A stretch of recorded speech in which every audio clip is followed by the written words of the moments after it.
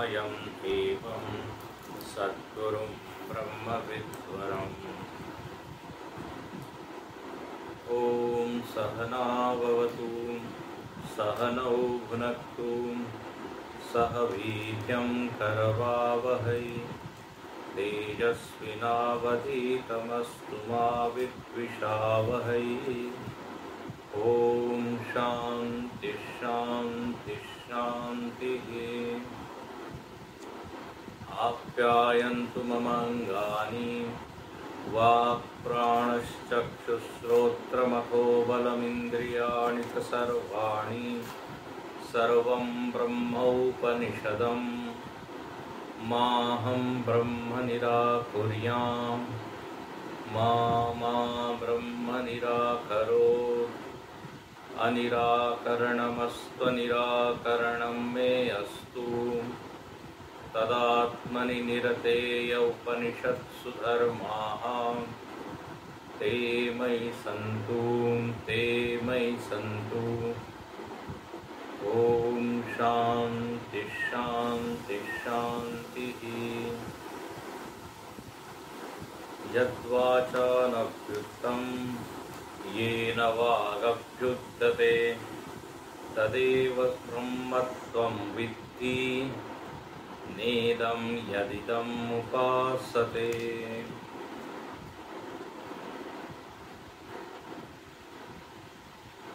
कल जिस भाष्य को हम लोगों ने पढ़ा था उसको थोड़ा सा हम पढ़ लें। ये हम लोग रोज ऐसा ही करेंगे, जो हम पिछले दिन जो भाष्य पढ़ लेते हैं उसको एक बार फिर पढ़ना चाहिए ताकि वो पक्का हो जाता है। पृष्ठ क्रमांक 40 पर हमने देखा था तदेव ब्रह्मत्वं विद्धि नेदम यदिदम उपासते।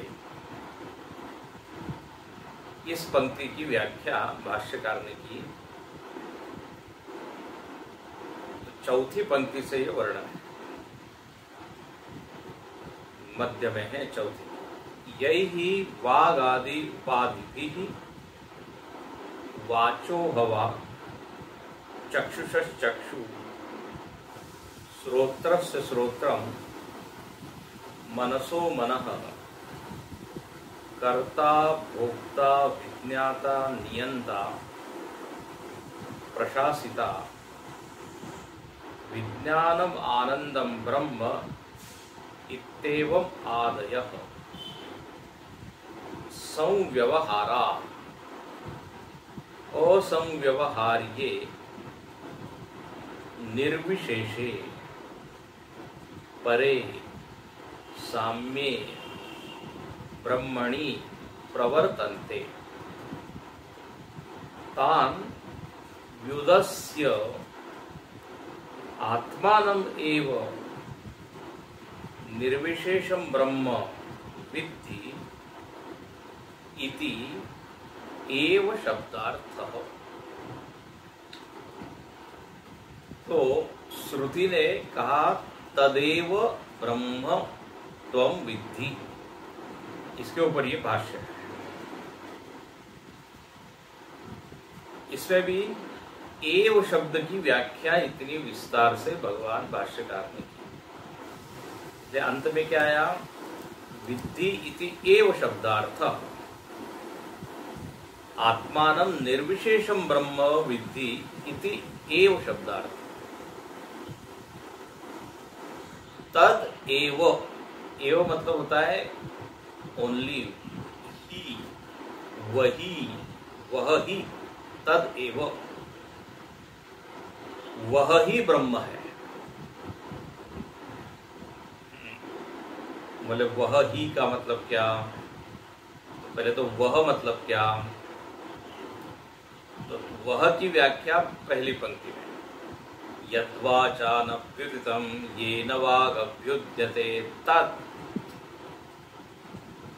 बोले जिससे वाणी प्रकाशित होती है, जिस कारण से,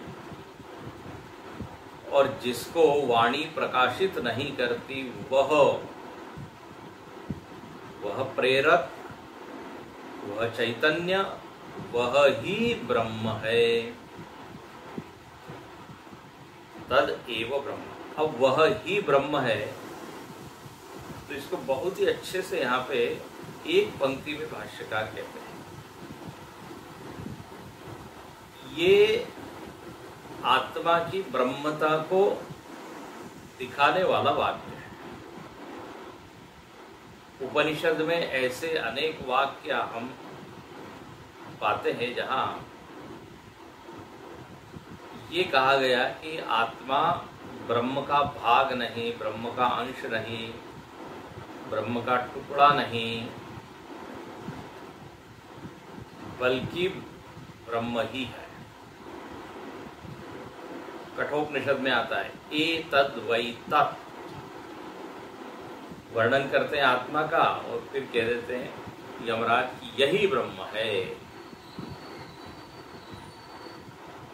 तो श्रुति पुनः पुनः ये दिखाना चाहती है कि इनमें भेद नहीं। तो एव शब्द वही है, ही शब्द बहुत अपी नहीं है। देखो एक होता है अपी, अपी मतलब भी, वह भी ब्रह्म और ये भी ब्रह्म, भले नहीं, आत्मा ही ब्रह्म है। अब यहां पर कहते हैं कि ये तो ठीक है, लेकिन जो व्यवहार होता है ना, ध्यान से सुनिए, व्यवहार हमेशा सविशेष से होता है। व्यवहार में उपाधियां होती हैं और व्यवहार में भेद होता है। ये तीन शब्द में बोल रहा हूं, विशेषता, उपाधि और भेद। इन तीनों के बिना जगत में व्यवहार संभव नहीं है। यदि मैं आपसे ये संवाद कर रहा हूं तो ये भी एक व्यवहार है। तो व्यवहार के लिए भेद चाहिए कि नहीं, श्रोता और वक्ता का। अच्छा, और जैसे ही भेद हो गया वैसे दोनों में क्या आ गया, विशेषताएं आ गई। एक सुनने वाला, एक बोलने वाला है, एक व्यक्त कर रहा है, एक ग्रहण कर रहा है। सबके पास एक एक विशिष्ट बुद्धि है, अंतःकरण है। सुनने वाले अनेक है, लेकिन सबके पास एक विशेष है कि नहीं। किसी का मन शांत है, किसी का अशांत है, किसी का एकाग्र है, किसी का अनेकाग्र है, किसी का चंचल है। तो सब लोग एक स्पेशल माइंड लेके बैठे हुए हैं। तो व्यवहार यदि हो रहा है तो उस विशेष मन से हो रहा है। दो चीज हो गई, भेद, विशेष और उपाधि। सब लोग उपाधि लेके बैठे हैं तभी ये व्यवहार संभव है। सबकी उपाधियां अलग अलग है, शरीर अलग है, इंद्रियां अलग है, उसकी सामर्थ्य सबकी अलग है। तो व्यवहार के लिए ये कुछ आवश्यक शर्तें हैं। यहां पर कहते हैं कि व्यवहाराः प्रवर्तन्ते, ये सब व्यवहार हो रहे हैं। ये व्यवहार किसमें हो रहे हैं? तो कहते हैं असंव्यवहार्ये। ये शब्द बहुत ही महत्वपूर्ण है, असंव्यवहार्ये। जो चैतन्य है उसका ही ये नाम है, असंव्यवहार्य। चैतन्य में किसी भी प्रकार का व्यवहार संभव नहीं है। कोई चेतन से चेतन नहीं बोलता, चेतन से चेतन नहीं सुनता, वो तो असंग व्यवहार है। लेकिन इसी चैतन्य ने क्या किया? उपाधियां धारण की। उपाधियां धारण करने के कारण भिन्नताएं आ गई, भेद खड़े हो गए, और इसी चैतन्य ने विशेषताएं धारण कर ली। देखिए क्या सुंदर बात है। उपाधियां, विशेषता और भिन्नता, इनके अंतरंग में यदि प्रवेश करे तो आपको क्या मिलेगा? एक असंव्यवहार्य, एक ऐसा तत्व मिलेगा जिसमें किसी भी प्रकार का व्यवहार नहीं हो रहा। ये मांडुक्य उपनिषद में आत्मा का वर्णन करते हुए एक शब्द आया, अव्यवहार्यम, शांतम शिवम अद्वैतम अव्यपदेश्यम। एक सत्ता है, और उसी सत्ता में जिसमें कि कोई भेद नहीं है, कोई विशेषताएं नहीं है, सारी चीजें आरोपित हो गई। उसी को इस पंक्ति में भाष्यकार बताते हैं। कल आपको बताया था, इस एक पंक्ति में 4 तरह की उपाधियां मानव की देखी गई, अनुभव की गई, और फिर व्यवहार हुआ। तो यह भाष्यकार कहते हैं, श्रुति ने कहा कि वह चैतन्य श्रोत्र का स्रोत है। यह आया था, वाग आदि भी उपाधि भी श्रोत्रस्य श्रोत्रम। अब ये चैतन्य को क्या बना दिया आपने? आंख नाक कान बना दिया। बोले कान का कान है, वाणी के वाणी। वास्तव में वो कुछ है नहीं, लेकिन इन उपाधियों के साथ आप यदि देखें तो ये वर्णन हो गया। दूसरा ये वर्णन हुआ कि हम कर्ता भोक्ता विज्ञाता मनता गंता इस रूप में अपने आप को अनुभव कर रहे हैं। व्यवहार करना है तो हमको कर्ता बनना पड़ता है, बिना कर्ता के। अब जैसे वक्तृत्व के साथ चैतन्य जुड़ गया तो वह चैतन्य कहलाया वक्ता। वक्तृत्व की उपाधि से उपहित चैतन्य वक्ता, शास्त्रीय वाक्य। श्रोतृत्व की वृत्ति से जुड़कर चैतन्य श्रोता। तो ये बेचारे चैतन्य के ऐसे हजारों नाम हो, कर्ता भोक्ता। जो आपने संदर्भ लिया उसके कारण एक नाम जुड़ गया। जैसे भगवान कृष्ण ने जो लीला की उनको एक नाम मिल गया, मुरली प्लस कृष्ण तो मुरलीधारी कृष्ण। गोवर्धन प्लस कृष्ण गोवर्धन गिरिधारी कृष्ण। रास रचैया, माखन के साथ कृष्ण को जोड़ दिया, बन गया माखन चोर। यहां तक कि युद्ध से भाग गया तो बेचारे को नाम में मिल गया, रण छोड़। अब ये सारी की सारी उपाधियां किसी विशेष क्रिया के कारण उनके साथ जुड़ गई, उनके इतने सारे नाम हो गए। तो ऐसे ये आत्मदेव, कर्ता भोक्ता इत्यादि, क्रिया से जुड़ गए तो कर्ता। कर्म जो है करके हम छूट जाए ऐसा नहीं होता, फिर उसके बाद फल आएगा, उसका अनुभव करना ही पड़ेगा। और कहते हैं ये फल जो है ना अपने कर्ता को ढूंढ लेता है। कर्म करके आप भाग जाओ और फल मिलेगा नहीं। हिमालय में जाके छिप जाओ, वहां जाके वो फल आके लगेगा। कहानियां बताते हैं ना, एक व्यक्ति को कहा कि कल तुम्हारी मृत्यु है, तो उसने एक घोड़ा लिया और भागा जोर से। बोले मैं दूर कहीं पहाड़ में छिप जाता हूँ, पेड़ के नीचे बैठ जाता हूँ। मृत्यु जब तक आएगी या जब आएगी तो उसको मैं मिलूंगा नहीं, दूर चला जाता हूँ।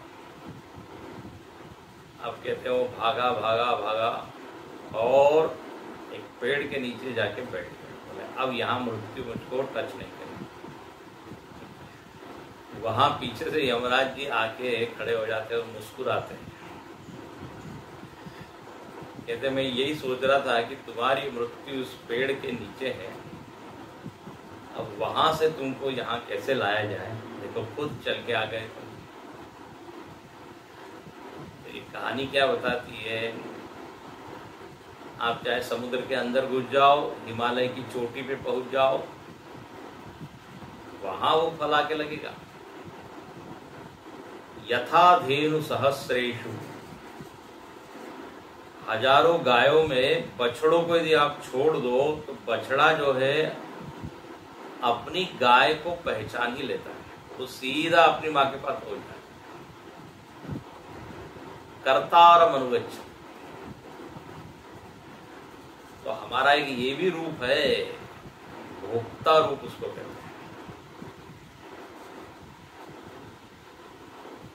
ज्ञान प्राप्त करते रहते हैं तो विज्ञाता बन जाते हैं। तो बहुत सारे नाम हैं। इसको एक शब्द दे दिया जाता है, जीवत्व। वो जो शुद्ध ब्रह्म था वो क्या बन गया, जीव बन गया। दूसरी तरफ ये जीव अनुभव करता है कि मेरे के ऊपर शासन हो रहा है, तो ब्रह्म ने कहा कि महाराज मेरा ही एक रूप है, उसका नाम होता है ईश्वर, मैं ही तुम पर शासन करता हूं। मेरा नाम नियंता, प्रशासिता, नियामक, विधाता, ये सब हो जाते हैं। ये भी ब्रह्म का औपाधिक नाम ही है। कर्ता भोक्ता यदि औपाधिक है तो नियंत्रत्व इत्यादि से जुड़कर वो चैतन्य का नाम हो गया नियंता इत्यादि, औपाधिक। स्वयं में वो कैसा है, निर्विशेषे परे निर्विशेष है, उसमें कोई विशेषताएं नहीं, कोई विशेष गुण नहीं, निर्विशेष। साम्य सम है, कोई भेद नहीं।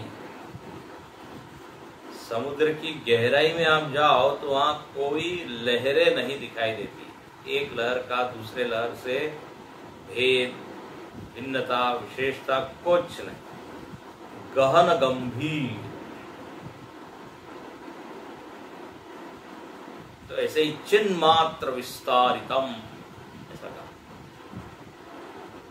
जैसे सारी लहरें जल का ही विस्तार है, जल पे ही सब आरोपित है, तद्वत ये परे साम्य निर्विशेषे सारी सप्तमी विभक्ति, इस पर अधिष्ठान, सप्तमी विभक्ति अधिकरण विभक्ति,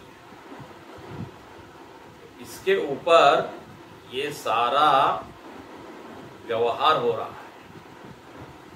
मैं जीव, तू ईश्वर, मैं कर्ता भोक्ता, तू कर्म फलदाता। फिर यहां लिख देते हैं आप विज्ञानम आनंदम, ये भी ब्रह्म का उपाधिक नाम है। आनंद का सागर है, तो विज्ञान का सागर है। जगत में ज्ञान विज्ञान दिखता है, सुख दिखता है, तो बोले कोई इसका सोर्स है। तो फिर भगवान को उसी चैतन्य का नाम हो जाता है हिरण्यगर्भ, है कि नहीं, जिसके गर्भ में सारा ज्ञान है। चमकदार हिरण्य की तरह, सोने की तरह। ये औपाधिक वर्णन हुआ, लेकिन स्वतः वो कैसा है? तो बोले निर्विशेष। अब यहां पर साधना के लिए एक शब्द दे दिया, तान व्युदस्य आत्मानम एवं निर्विशेषम ब्रह्म विद्धि। बोले इन सारी उपाधियों को तुम क्या करो? व्युदस्य, ये शब्द बहुत इंपॉर्टेंट है। यहां श्रुति का आग्रह क्या है? तुम ब्रह्म रूप से जानो, निर्विशेष, निरतिशय, त्रिविध परिच्छेद शून्य, इस रूप में जानो अपने को। यदि ये जानना है तो आपको उपाधियां हटानी पड़ेगी। अच्छा, उपाधियों को यदि हटाना है तो बुद्धि में ही हमको हटाना है। तान व्युदस्य मतलब हथौड़ी और तलवार लेके बोले सारी पहले उपाधियों को काटेंगे। घट को यदि मिट्टी समझना है तो किसी ने कहा पहले घट को फोड़ो, तब जाके हम समझेंगे कि घट मिट्टी। शरीर पंच महाभूत है, शरीर एक उपाधि है, और ये उपाधि तो मिथ्या है, आरोपित है। बोले ये हमको समझ में नहीं आ रहा है। या शरीर में पंच महाभूत है, बोले जब तक इस शरीर को काटेंगे नहीं, खत्म नहीं करेंगे, तब तक समझ में नहीं आएगा। वेदांत में आपको कोई क्रिया नहीं करना है, बुद्धि से ही उसको बाध करना है, बाधित करना है। मिथ्यात्व उसका समझना है, उसी को कहते हैं व्युदस्य। तो जब ये कर्तृत्व भोक्तृत्व को निरस्त करके हम देखेंगे तो आत्मानम एवं निर्विशेषम ब्रह्म, तब समझ में आएगा कि यह आत्मतत्व कर्ता भोक्ता नहीं है, यही ब्रह्म है। ये बार बार जो कहा है कि आत्मा ही ब्रह्म है, उसका अभिप्राय कहने का इतना ही है कि आत्मा को आप एक छोटी सी वस्तु मत समझ लीजिए, उसकी व्यापकता का जो है ना संज्ञान प्राप्त। जैसे शरीर में एक जगह हार्ट है, किडनी है, लीवर है, ऐसे वो चैतन्य कहीं खोपड़ी में बैठा हुआ है, ऐसा न जाने।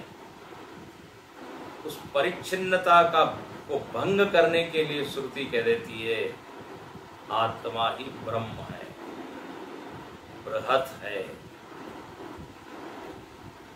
तो उपाधि को हटाए। अच्छा, यहां पर एक सावधानी की बात बताएं। दो तरह की उपाधियां हो गई, अभी अभी हमने देखा। एक तो ईश्वरत्व है और एक जीवत्व है। ध्यान से सुनिए। उसी चैतन्य में जब माया की उपाधि जुड़ जाती है, समष्टि की उपाधि जुड़ जाती है, तो उसको आप सर्वज्ञ, सर्वशक्तिमान इत्यादि कह देते हैं, नियंता, प्रशासक। अब जो नए नए वेदांती होते हैं ना, उन लोगों को ईश्वर की उपाधि हटाने में बड़ा मजा आता है। बोले ईश्वर वगैरह कुछ नहीं होता वेदांत में, ये तो उपाधि है। ईश्वर ये नाम क्या है? औपाधिक है, माइक है, उसको हटाओ। अब हमारे स्वामी जी बड़ा अच्छा कहते रहे, बोले ईश्वर की उपाधि हटाने की इतनी जल्दी मत कीजिए, पहले अपनी उपाधि हटाइए। याद रखना, यदि हम अपने आप को कर्ता मान रहे हैं, अपनी उपाधियां तो बड़ी बना के रखी और ईश्वर की उपाधि हटा दी। और कई बार लोगों को ये भ्रम हो जाता है कि वेदांत जो है ईश्वर को मानता ही नहीं। विचित्र धारणा आ जाती है। वो नास्तिक से भी घटिया स्तर पर पहुंच जाता है। अपने आप को तो कर्ता भोक्ता मान रहा है और बोले ये ईश्वर वगैरह नहीं, ये तो मिथ्या है ईश्वर।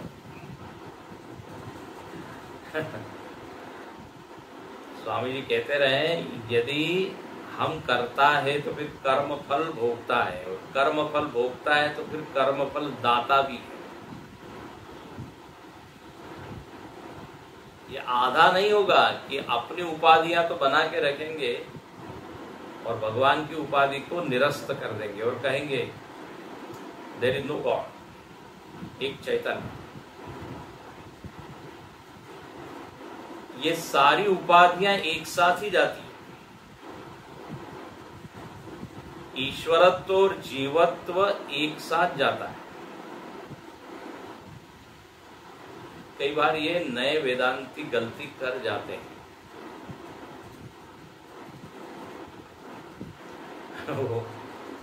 स्वामी जी बता रहे थे, अब ये नियम पड़ा, यद दृश्यम तद जड़म, क्या तद नश्यम मर्त्यम तन मिथ्या। अब ये पढ़ा भाई वेदांती क्लास में, तो एक ब्रह्मचारी दूसरे ब्रह्मचारी को कह रहा है तुम्हारा शरीर मेरे लिए दृश्य है। तो क्या है? अरे जड़ है, मिथ्या है। अच्छा, दूसरे के शरीर को तो बढ़िया से हटा दिया और अपने शरीर को सत्य माने बैठे। हटाना है तो सबको हटा, निर्विशेष जानना है तो सब, आधा नहीं। ये समझने की जरूरत है। तो अव्यवहार्य निर्विशेषे परे, जैसे स्वप्न में हम जो है हमको प्यास लगी है, तो प्यास को तो हम मान रहे हैं और पानी को नहीं मान रहे हैं। स्वप्न में प्यास भी सत्य लग रही है, तो वो जो स्वप्न का पानी है वो भी वहां सत्य है। पानी को झूठा मानेंगे और प्यास को सच मानेंगे तो कभी प्यास वहां बुझेगी नहीं। समझ रहे ना? धूप है और धूप को तो सत्य मान रहे हैं और जो वहां पे छाया है उसको मिथ्या मान रहे हैं। बोले ऐसा नहीं, जब आप जागते हैं तो दोनों ही मिथ्या हो जाते हैं। हाँ, ये पॉइंट आपको समझ में आ रहा है कि नहीं मुझको मालूम नहीं, लेकिन पर इस पर विचार कीजिए, क्योंकि यहाँ जो विदस्य शब्द है ना, विदस्य मतलब बाध कर देना, हटा देना, तो किसको हटाए? एक को हटाना दूसरे को रखना, ऐसा नहीं। हम तो दूसरे के दुख को क्या कह रहे हैं? अरे ये दुख इत्यादि तो आगमापाई है, मिथ्या है, प्रतीति है, बड़ा भाषण दे रहे हैं। और अपना जब दुख है, अरे बोले बचाइए बचाइए, रक्षा कीजिए, बोले कल तो बड़ा भाषण दे रहे हैं, बोले वो दूसरे का था ना। फर्क ये है। तो ये दुख इत्यादि मिथ्या, तो सबका ही मिथ्या। तो जीवत्व को बचा के रखते हैं और ईश्वरत्व को हटा देते हैं। ये गड़बड़ कभी कभी होती रहती है। हाँ, दोनों एक साथ है, विलीन होंगे तो दोनों एक साथ होंगे। इसलिए ईमानदारी से स्वीकार करना चाहिए कि अभी हमारा कर्तृत्व है, जीवत्व है, तो ईश्वर को भी मानना चाहिए। ये बात अलग है कि ये परम सत्य नहीं है, लेकिन हमारा सत्य तो यही है ना। शास्त्र का सत्य भले ही ये हो कि एक है, वहां न जीवत्व है न ईश्वरत्व है।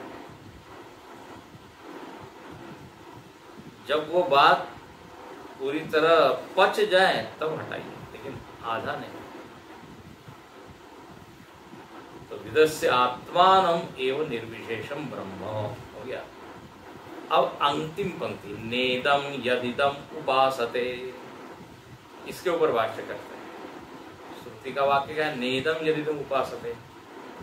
देखिए, नेदम ब्रह्म यद इदम उपाधि भेद विशिष्टम अनात्म ईश्वरादि उपासते ध्यायन्ति। बोले वह ब्रह्म नहीं है, न इदम ब्रह्म, यह जो है ना, यह ब्रह्म है। बोले यह मतलब कौन? तो बोले जो उपाधि भेद से विशिष्ट है, मतलब उपाधियों को धारण करके जो विशेष विशेष बना हुआ है वो ब्रह्म नहीं। थोड़ा और स्ट्रांग लिख दिया, उपाधि भेद विशिष्टम अनात्म, आपसे अलग। आत्मा से इतर क्या होगा? अनात्मा। और उसको आप क्या बोल रहे हो? ईश्वर। बोले जो आपसे इतर ईश्वर है, जिसका आप ध्यान कर रहे हो, वह ब्रह्म नहीं है। ले वह ब्रह्म नहीं है, इसकी आप उपासना करें। जो अनात्मा है, आत्मेतर, और जो विशेष है वो ब्रह्म नहीं। अभी क्या बताया? निर्विशेष, निरुपाधिक।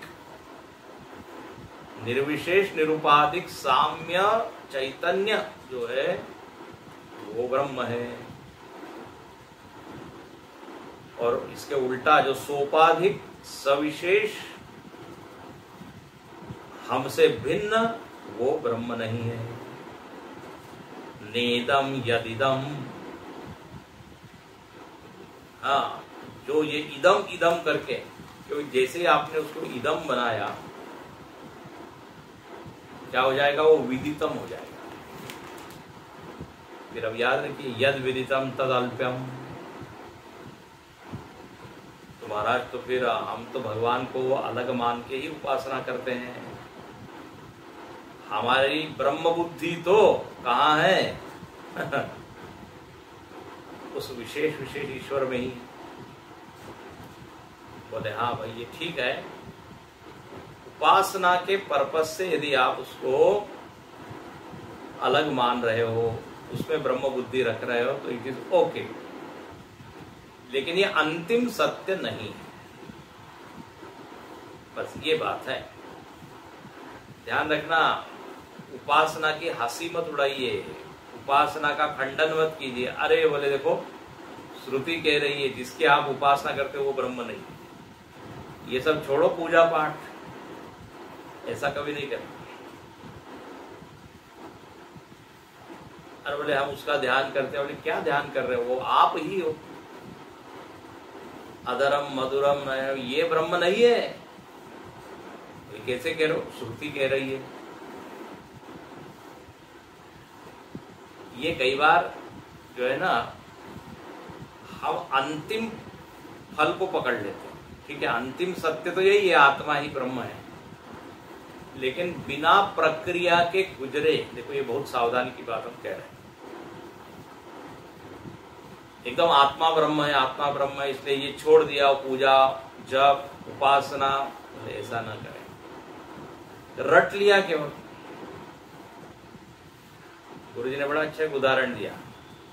बोले जैसे किसी ने गणित जो है ना, गणित का जो सवाल है उसका उत्तर रट लिया, देख लिया, तो उत्तर बोल रहा है, लेकिन जो प्रक्रिया है वो उसको मालूम नहीं।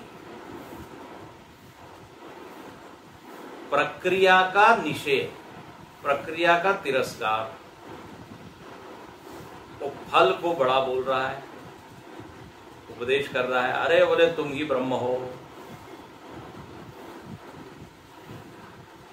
ये उपासना वगैरह तो व्यर्थ है। ये रटी रटाई बात से कुछ बात बनने वाली नहीं।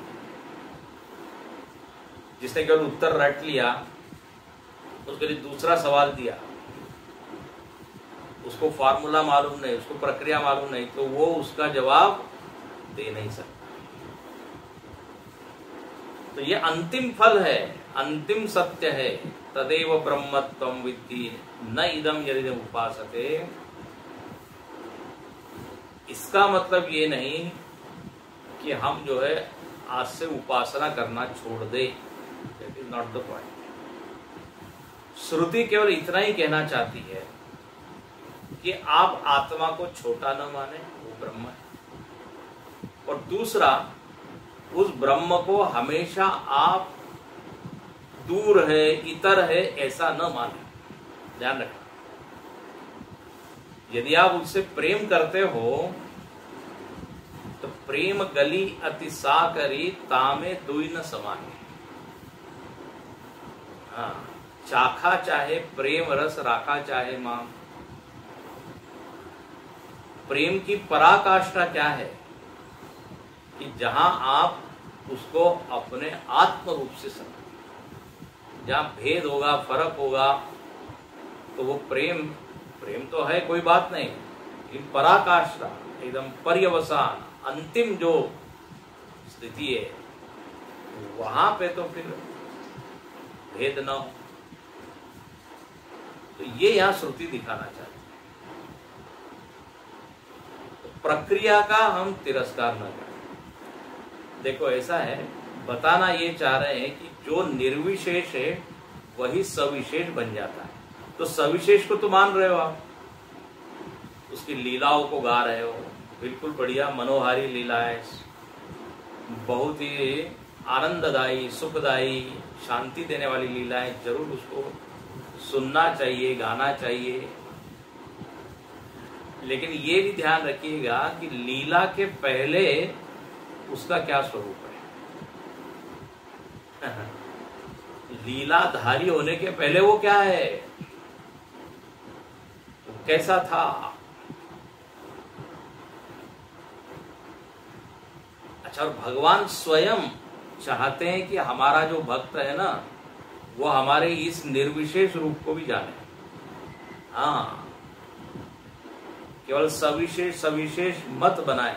भगवान खुद कहते हैं कि जो मुझको केवल मनुष्य ही मानता है, परम भावम अजानंत मम भूत महेश्वरम, मेरे परम को, निर्विशेष को जानता नहीं। भगवान बार बार कहते हैं मेरी इच्छा है कि तुम मुझको आत्म रूप से जानो।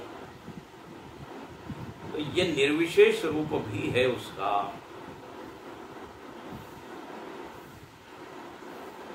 भगवान बार बार यशोदा जी को क्यों अपना व्यापक रूप दिखाते हैं? 3 बार दिखाया। कौशल्या जी भी भगवान के उस व्यापक रूप को देखती है।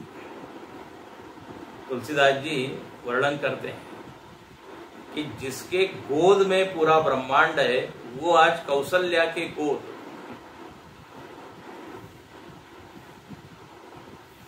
भगवान ने गीता में क्या कहा? ददामि बुद्धि योगम तम ये न माम उपयांति ते नाशयाम्यात्म भावस्था ज्ञान दीपेन भास्वता। भगवान की तो इच्छा है कि मुझको आप अनात्म रूप में ही न जाने, आत्म रूप में भी जाने, क्योंकि वो सत्य है। तो यहां इसलिए कहते हैं कि जो उपाधि युक्त जो ईश्वर है, वो उपासना के लिए ठीक है, चित्त शुद्धि के लिए ठीक है, लेकिन वही परम नहीं है। अब चूंकि परम नहीं है इसलिए इसको छोड़ दें, that is not the point. अपनी स्थिति क्या है ये जरा देखें। नहीं तो क्या होता है, ये वेदांत के बड़ी बड़ी जो घोषणा है ना, उसको हम पढ़ लेते हैं और वो पूरी तरह से अभी सिद्ध तो हुई नहीं है, केवल बौद्धिक है। तो होता क्या है, जो प्रक्रिया है, जो साधना है, उसका निषेध हो जाता है। बोले अब श्रुति कह रही है कि जिसकी आप उपासना करते हैं वो ब्रह्म नहीं है, तो क्यों हम करें? ऐसा ना हो। तो तदेव ब्रह्म ब्रह्म, इस तरह दोनों का आदर हो, सविशेष और निर्विशेष। और संत लोग तो कहते रहते हैं आप उपासना करते रहिए, एक दिन आपको ये ब्रह्मता का अनुभव हो जाएगा। उसको रटने से नहीं होगा, स्वयं भगवान ही ऐसा कुछ योग बना देंगे।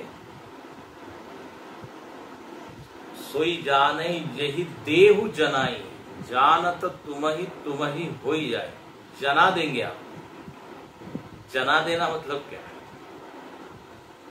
जना देना तो ऐसी सामर्थ्य आपको दे देंगे इतनी योग्यता आप में बढ़ा देंगे कि जानत तुम्हें एकत्व का अनुभव हो जाएगा। तो इसलिए करते रहे, क्योंकि ये कंफ्यूजिंग है एकदम। ये मंत्र पढ़ के कभी कभी लोगों को शॉक लगता है, झटका लगता है। हमारी श्रद्धा पर ही आपने खंडक क्या चोट कर दी। अरे ये इदम थोड़ी होता है भगवान, आत्मा ही भगवान। ले अंतिम पंक्ति, तदेव ब्रह्मत्वं विद्धि इति उक्ते अपि न इदम ब्रह्म इति अनात्मन अब्रह्मत्वं पुनरुच्यते। देखिए श्रुति ने दो बार बोल दिया क्या, तदेव ब्रह्म, जो आत्मा है वो ब्रह्म है, ये एक बार। और फिर दूसरा क्या, अरे जिसकी उपासना करते हो वो ब्रह्म नहीं है। दो बार बोला है। उसका मतलब क्या है, अब्रह्मत्व का निरसन किया। आत्मा में अब्रह्मत्व जो तुम मान रहे हो, आत्मा को कर्ता भोक्ता मान रहे हो, उसको हटाने के लिए, ब्रह्मता की को पक्का करने के लिए दो बार बोला। एक पॉजिटिव रूप में, तदेव ब्रह्म। कौन सा है ब्रह्म, जो वाणी का प्रेरक है, मतलब यही जो आत्मा है। और वो ब्रह्म नहीं है जिसकी आप उपासना कर रहे हैं। मतलब हमारी ब्रह्म बुद्धि और कहीं न हो जाए, उसको फिक्स करने के लिए, निश्चित करने के लिए पुनः उच्चते। और यह लिखते हैं, नियमार्थम अन्य ब्रह्म बुद्धि परिसंख्यानार्थम। वही अन्य किसी उपास्य देव में ब्रह्म बुद्धि हमारी बन जाए और आत्मा में अब्रह्मत्व हो जाए, ये दुर्घटना न घटे, इसलिए श्रुति याद देती। तो इस तरह ये मंत्र पूरा हुआ। पहले भाग में हमने देखा कि वाणी क्या है, इसी का विस्तार किया। वाणी के द्वारा ब्रह्म का प्रकाशन नहीं होता, तो वाणी क्या है विस्तार। फिर दूसरा पॉइंट था, इस वाणी से ब्रह्म का प्रकाशन नहीं होता।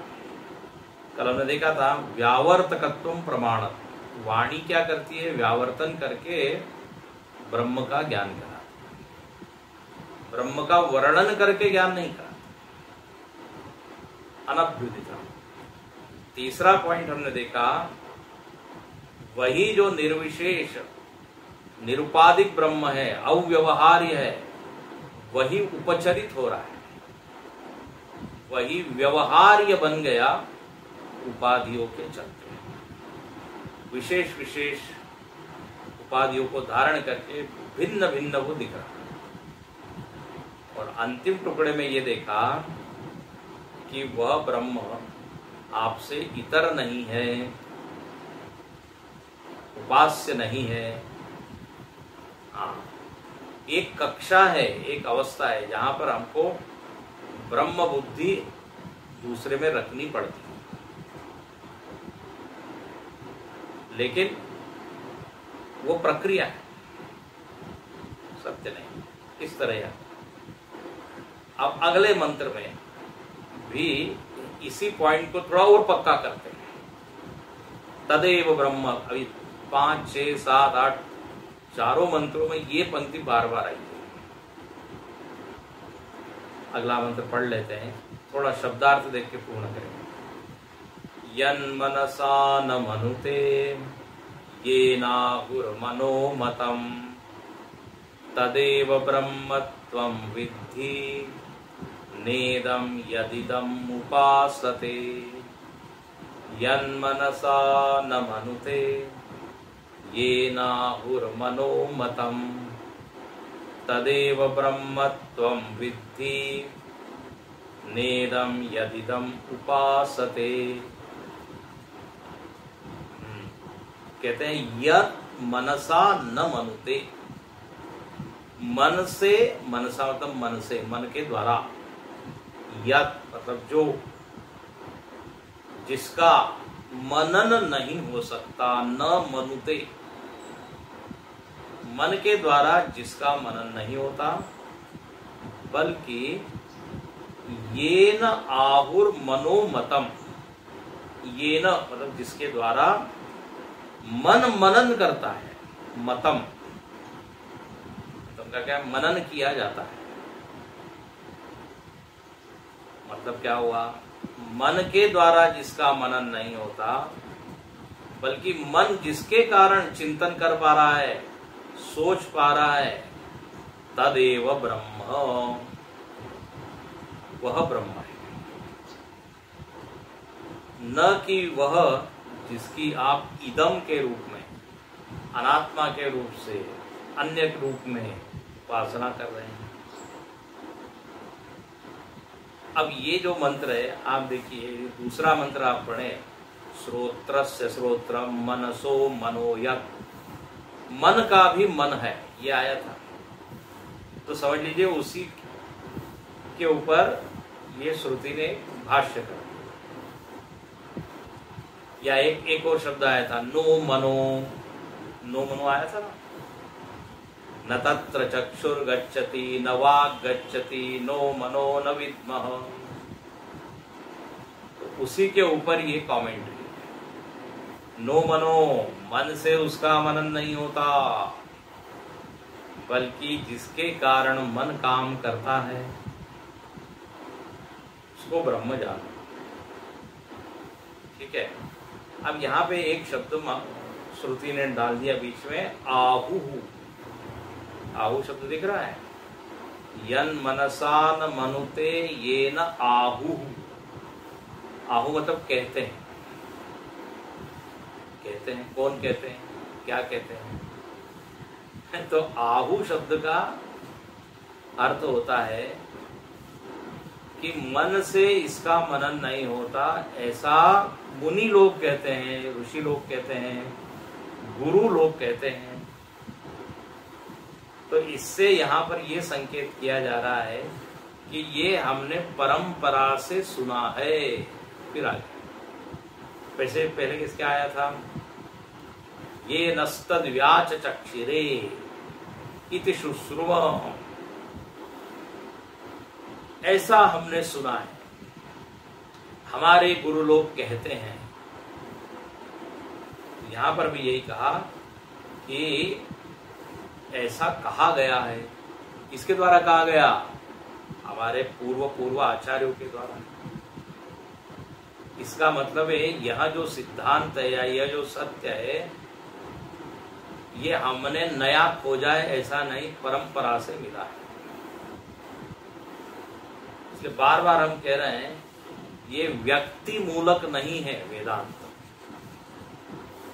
व्यक्ति ने इसको खोजा नहीं, ये तो वैदिक घोषणाएं हैं। देखो, यदि किसी मत का कोई प्रारंभ करता हो तो वो ये नहीं कहेगा कि हमने सुना है। कहां से सुना है, आप ही तो मूल हो, या लोग ऐसा कहते हैं, ऐसा वो नहीं कहेगा, क्योंकि ही इज द सोर्स। लेकिन जब यहां लिखा है आहु कहते हैं, मतलब क्या है, पूर्व आचार्य लोग कहते रहे कि जो ब्रह्म है ना, वो मन का भी मन है। मनन करने की सामर्थ्य कहां से मिल रही है उसको, ब्रह्म से। किसने बताया आपको, बोले हमारे आचार्य। इस तरह यहाँ पे इसका अर्थ करना चाहिए। अब यहाँ भाष्यकार भाष्य लिखते हैं, कहते हैं यन मनसा न मनुते, मन के द्वारा जिसका मनन नहीं होता। अब जब यहाँ पे आया ना, तो पहला शब्द आया मन। तो मन क्या है, पहले उसको डिफाइन करते हैं। ये भाष्यकार की शैली है। पहले भी आया था वाचा, तो पहले वाणी का ही क्या है, वर्णन की। कितना सुंदर है ये, सीखने वाली बात है। जब भी कोई शब्द का हम उच्चारण करते हैं तो पहले उसका अर्थ निश्चय हो कि क्या इसका मतलब, ताकि सामने वाला कोई और अर्थ न ले। तो यहां लिखते हैं मन इति अंतःकरणम, यहां से भाष्य की शुरुआत होती है। बोले मन किसको कहते हैं? बोले जो परेशान करता है उसको कहते हैं मन। ये हम लोगों की परिभाषा है। जो चंचल है उसको कहते हैं मन। बोले नो, मन मतलब क्या? अंतःकरण। एक करण का नाम है, एक इंस्ट्रूमेंट का नाम है, उपकरण का नाम है, और वो भीतर रहता है। इसलिए मन अंतःकरण। ओम पूर्णमद पूर्णमिदं पूर्णात् पूर्णमुदच्यते पूर्णस्य पूर्णमादाय पूर्णमेवावशिष्यते। ओम शांति शांति शांति। हरि ओम। श्री गुरुभ्यो नमः। हरि ओम।